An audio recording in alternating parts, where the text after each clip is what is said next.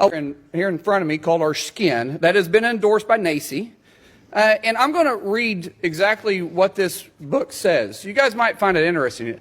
A long time ago, way before you were born, a group of white people made up an idea called race. They sorted people by skin color and said that white people were better, smarter, prettier, and they deserved more than everybody else. This would be taught if we socialize our pre-K system. This would be taught. Do you disagree with that findings in the book? 1,000%. How about we teach Jesus loves me? How about this? In teaching Jesus loves the little children, the lyrics go, red and yellow, black and white, they're all precious in our sight. Now, which one would you think would be better? I'll ask everybody on the panel, which is better to teach? This, that is a story that was made up to teach our kids, 3-year-olds who have no idea what race is, now all of a sudden is being taught that white people said this as a truth. Someone point at me that this being a truth, that white people developed race, that white people developed that all of a sudden that was our word that we developed. By the way, I'm Cherokee, Native American. I think we have experienced a little bit of racism before in my life, Chairman. Senator Mullen. So I ask everybody on the panel, which one is better to teach? This or the Jesus Loves Me lyrics? Ma'am, I'll start down here. Just tell me which one. I don't have time for an explanation. What I'll tell you, Senator Mullen, is that what children in these early years develop their identity. It's important. It's important that our classrooms are. I'm just asking which one is better. Let her answer the question, please. My question is this. She will answer it if she sees fit. Which one is better? It's important that children's identity and language and culture are recognized. That's not answering my question. And that's what creates strong executive function. If you don't want to answer my question, that's fine. Let's move on down the panel. Which one is exactly? That's exactly what it is. Got it on tape. Misspoke.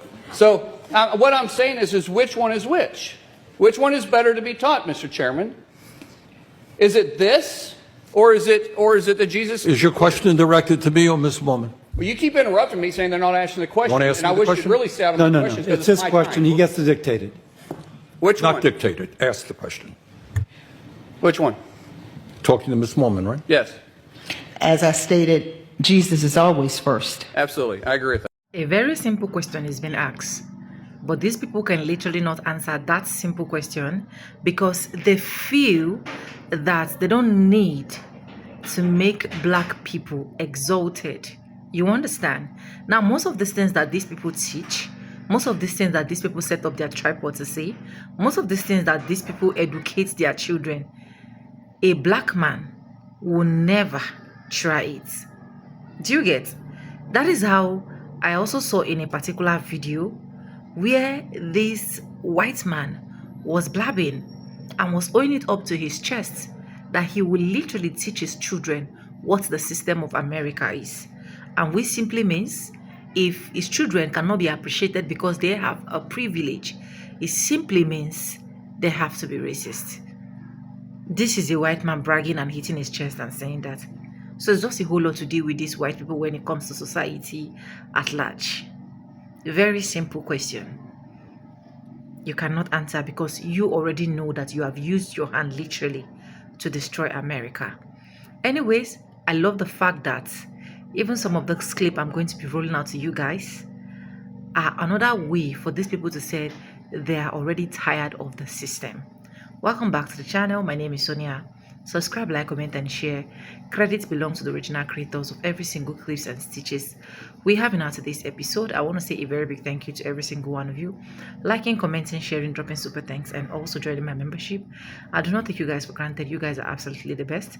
And yes, with that being said, let's dive right into this video. I'll be back with commentaries. Let's go watch. I pissed off the black community. I definitely pissed off the black community, and it is what it is. I don't know what you want me to tell you. But apparently I'm uneducated. So let's go through why I said what I said in that video, because I stand 10 toes down on it. Back in the 1600s, black people, specifically Africans, were not just stolen. They were sold off by other Africans. At that time, slavery wasn't really a term or a thing. They had indentured servants. These servants had time limits of how long they were going to be working. So after these 3 years, you're free to go. And honestly, truthfully, a lot of these men and women chose to become indentured servants because it wasn't the forever thing, it wasn't the long thing, and they would be able to freely come into America. Not saying that it was right. I'm just saying some of these men and women did go by choice so they could leave their home country. Most of the people that were put into servitude, it was for a few reasons. It could have been they were captured and sold off. They could have committed a crime. crime or they were indebted to somebody. They owed someone something. Now, what I said in my video was that black people created slavery. They started slavery. What I didn't specify was that and I clarified this in the comments immediately after uploading, but just not in the video specifically, but before this drama took place. I clarified it right when I put up the video. But I was talking about in the US, not the entire world, because that predates what? 10,000 years. I was not getting into all that. So I was talking about here at home. That is because of Anthony Johnson, who back in the 1620s was a servant, not a slave, a servant. So eventually when he was done with his servitude, he was given his freedom. And this man accumulated so much money. He was making so much money that he ended up purchasing a bunch of land. Now he accumulated over 200 acres of land over that time, and he also accumulated about 15 to 16 slaves, 6 or 7 of them being African American and the rest being white. Or I'm sorry, servants, not slaves. Now things went awry a few years later, around 1653, I think, one of those, where one of his servants, last name of Kaser or Kasser, left because he claimed that his servitude was up and expired, so he left to go work for a different owner. Anthony Johnson then brought it to court and sued that family to have Kasser be returned to him. After a couple of years through the Virginia court system, they actually went in Johnson's favor and brought Kasser back to Anthony Johnson, claiming him as a slave for life, thus creating slavery, legal slavery, not servitude, legal slavery here in America. It was because of Anthony Johnson, who was a black man. Every single background and origin on the planet has been oppressed or enslaved or servants at some point in time. White race did not invent slavery, but they were the race that ended it. It wasn't even a race issue when it was first created. It was a class issue. As I say in many, many other videos, if I missed anything or forgot anything or didn't know something, feel free to comment it below. I don't care. I'm always open to conversation. I love talking about this kind of stuff. But for tens of thousands of black people to get up in my comments daily and call me uneducated or God knows what else, yet not one of them actually is doing the educating, how do you expect people to learn if you are unapproachable and mean? Oh, okay. That was something. But you said you wanted to be educated, right? I mean, that's what you said. So come on in and hurry up because you didn't already miss too many classes as it is. Let's jump right in, shall we? And start with the fact that you didn't just miss a few details here. What you did was build an entire argument on half-truths and then acted confused when people reacted. And I took a look at your page because I was trying to understand the voice that you're speaking from. And it's clear to me that you try to present yourself as someone who tells hard truths, as someone who leans into uncomfortable conversations that other people might avoid. But what you said wasn't controversial, it wasn't bold, it was incorrect. And what really stood out to me is how you tried to frame it as confidence, opening with, "I'm standing 10 toes down," which is ironic because your first instinct was to borrow language rooted in black culture, while speaking negatively about black commenters just to make your point feel more solid than it actually was. But I digress. Because the way you ended the video told a completely different story. You said, "Educate me. Hey, I love these conversations. Don't just get on here and be mean." But your words and your delivery are completely incongruent. Your tone is defensive, and there's a level of condescension in how you speak, followed by a pivot into victimhood the moment people respond. That's not standing 10 toes down. That's you realizing that the response wasn't what you expected, so you're trying to soften the impact. If you really loved these conversations, right? If you actually wanted to learn and teach others, you wouldn't speak in that level of arrogance to the very people whose ancestors were impacted by over 400 years of this brutal history. And those people, by the way, have every right to feel emotional about it. The real question is, why are you? So this isn't about people being mean. It's about you speaking boldly on something that you're not fully informed on, and then asking for softness the moment that you're corrected. Now let's get into your claims, because this is where things really start to fall apart, okay?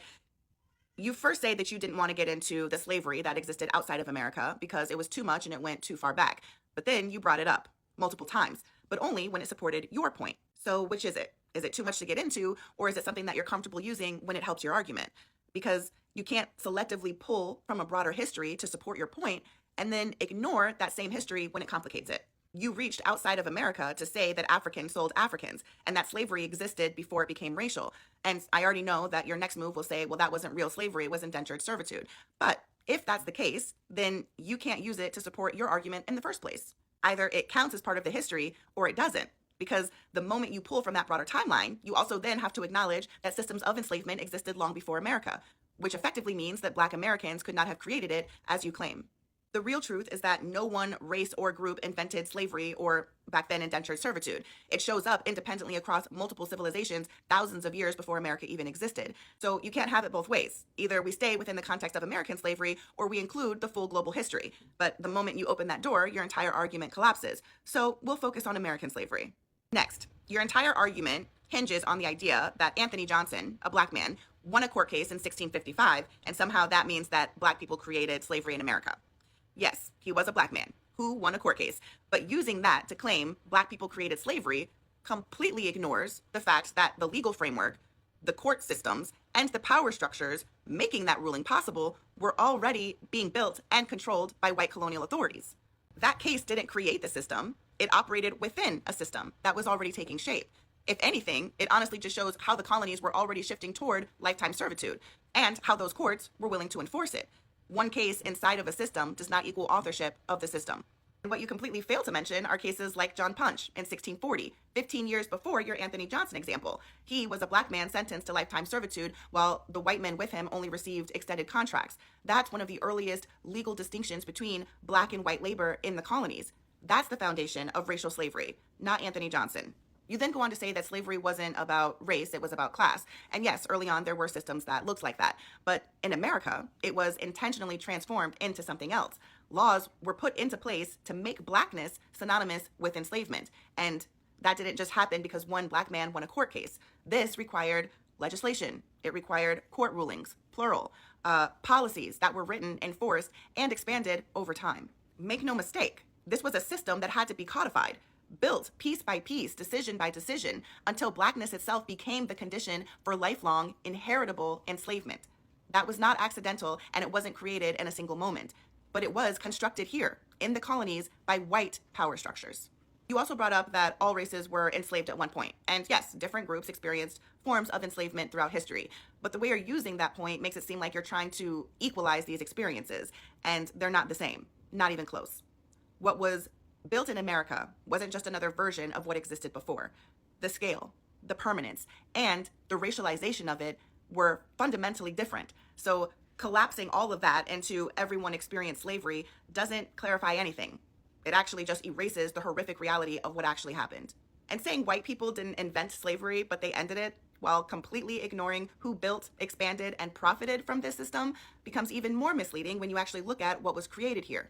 Because while forms of slavery existed before, the racial hereditary system of chattel slavery in America was constructed and formalized and enforced by European colonial authorities. And that wasn't incidental, it was strategically engineered. So you don't get to erase who built the system and then turn around and take credit for ending it. So no, black people did not invent slavery. But you know what black people did invent though? The technologies that led to the Wi-Fi you abused to come on here and stand 10 toes down on and miseducate people with. Lastly, I saw your comments and this whole no one is educating me, everyone's just being mean narrative. People are correcting you. You're just not engaging with the corrections. Instead, you're deflecting and defending the original take. This isn't about people being unapproachable. It's about you speaking confidently on a topic that requires more depth than a few surface level facts. If you actually want the conversation, then start with the full history and stop trying to shape it to fit the narrative that you want to push. Because the audacity to speak this confidently and this dismissively on a topic like this, while being incomplete in your understanding, is exactly why people are correcting you. As an American, there are some things that you can truly never fully understand until you leave the United States. I moved out of the United States 2.5 years ago, and since then, there have been moments where certain things happen that completely and utterly break everything that I've ever known. And today, one of those things happened. I'm currently living in Germany, and very recently I just got a part-time barista job. It's completely a part-time thing and just something for me to make some extra cash on the side. And I literally cannot even work more than 20 hours a week per my resident permit. And I haven't even started working yet, but there are some things about this job that have already broken me in a good way. As I'm in talks with the boss trying to get this job, I'm expecting like, okay, we'll do like an interview or something and they can see if they like me or not. And the boss emails me about like, they don't do like an interview, they do like a tryout day, and they're telling me like come in for the tryout day and see if you like it and if you fit in with the environment well. And when I went in for the tryout day and like all went really well and stuff, the boss asked me at the end, so like if you feel good about this job, like if you like it, if it suits you well and you think you might want to stay here, then just like write me an email and let me know by like Tuesday or whatever. And they're not saying anything about like whether they even like me or not. Like all the focus seems to be on whether like I like the job and I want to stay there. Like I ended up having to ask like, well, do you like me? Like my German isn't so good, so like is it okay or is it like a problem? Like how do you feel like I fit in with the environment? And only then did I hear from the boss like that, yeah, they liked me too. And then as we're going through the hiring process, like the first thing that they tell me is like, okay, the paperwork should be ready to sign in like 2 weeks. First things first, I need a little bit of information from you. And the first thing she asked me was, when do you want to take your vacation days this year? Literally the first thing that they asked me. Guess how many vacation days I get for a part-time 20-hour-a-week barista job? I am allotted 36 vacation days, or 6 weeks in a 6-day work week schedule. 6 weeks.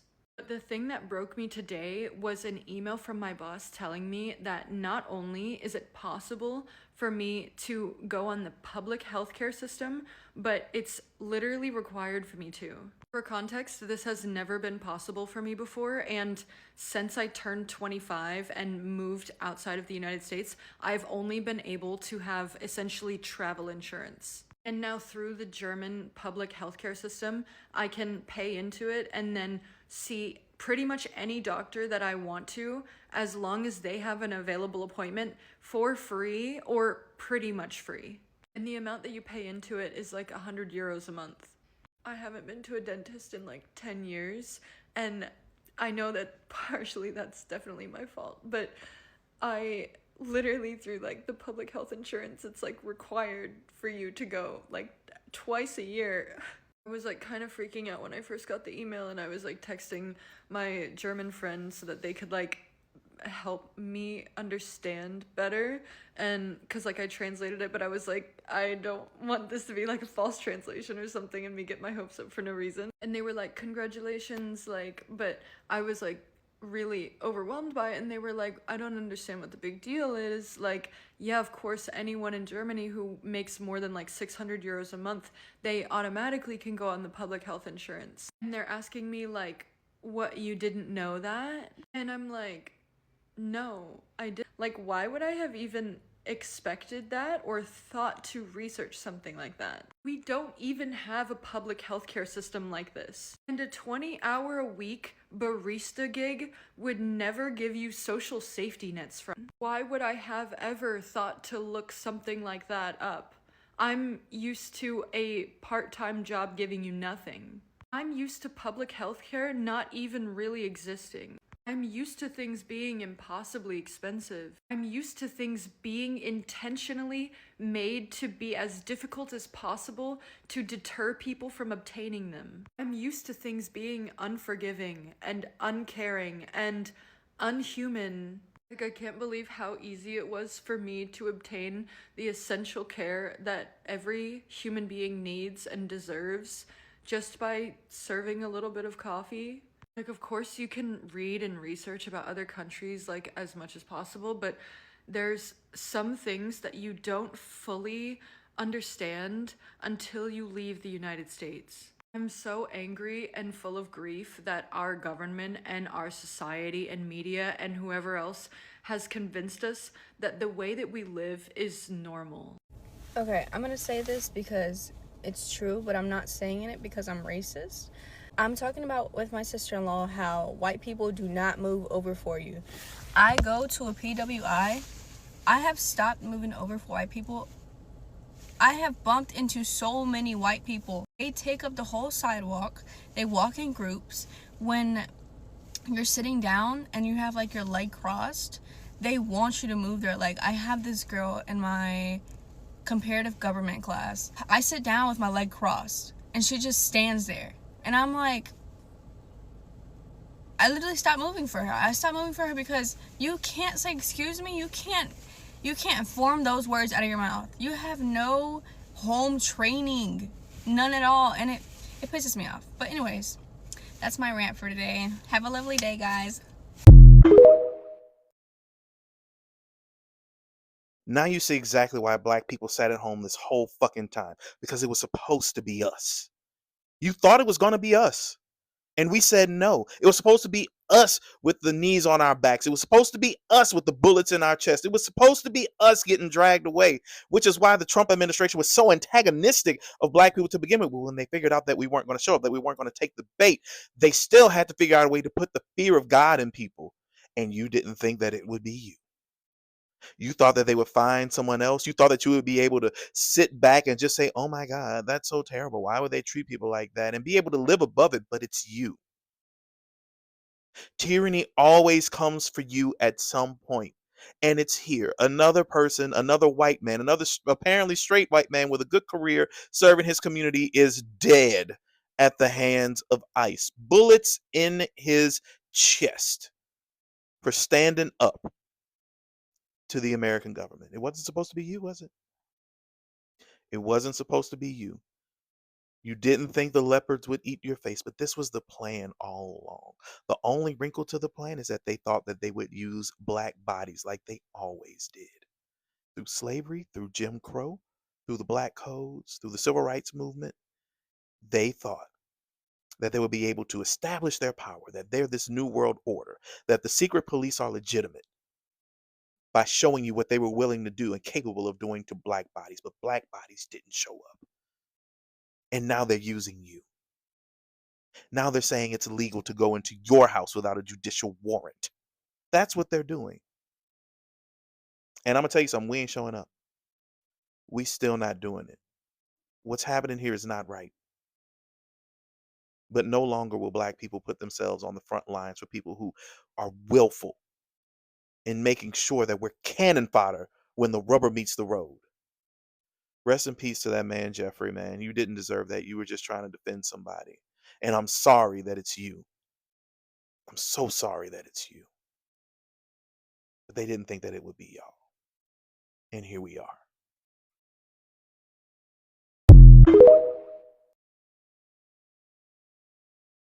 Anyways, welcome back, guys. One thing I know for sure is some white folks will learn, and they will learn in a hard way. You can see every single clip that I've been able to roll out for you guys, where there are different versions of you seeing white people coming to exalt themselves. Just take a look at the second clip where this woman literally opened her mouth to say that black people literally sent themselves into slavery, that black people enjoyed slavery. Okay, let's assume that black people enjoyed slavery and black people literally sent themselves into slavery. Why are they that are called the so-called white Americans are not having all of those so-called privileges that they have? Why is it that when food stamp is affecting the black people, is also affecting them? Why is it that when Trump is writing a tariffs, is also affecting them? You know, a lot of them are biting their fingers and are crying in pains behind the scene, but they will come out to make it look like they are glorifying themselves or they are literally okay with every single thing that is happening. But for real sense, they are not. Now look at the video clip that I roll out where you literally see this black woman talking about her experience in Germany. It simply means that you are just wasting your time as a white person if you think that you are better than a black person. In all sense, that is why I appreciated the last clip that literally said black people are resting, black people are sitting down. Black people do not need to come prove a point to you. Black people do not need to come show up, because at the end of the day, they are not valued, they are not even appreciated. And I love it when my black people say, we are not going out there. You people created the system in America. You people exalted yourself in America and made it look like without you people, a lot of people will not survive. Now it is time for you people to fix the mess that you have created. Black people have done things to the point that before the next person that will take over the next regime in America will finish the work being created by these white folks, it's going to take a long journey. And what is it telling you? It's simply telling that these people do not understand the system of America. They do not understand the system, how things work. They really do not understand anything. I can tell you for a whole fact.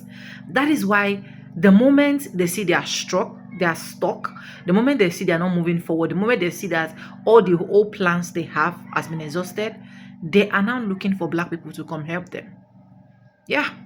They will not start looking for black people. Oh, we realized our mistake. Oh, we did this. Oh, we did that. Oh, we wish we never voted for him. Oh, we wish we listened to you people. Oh, black people, why are you not coming out to come protest with us? Why are you not coming to stand with us? The No King protest is for everybody, blah, blah, blah, east, west, north, and south. But I will still say it.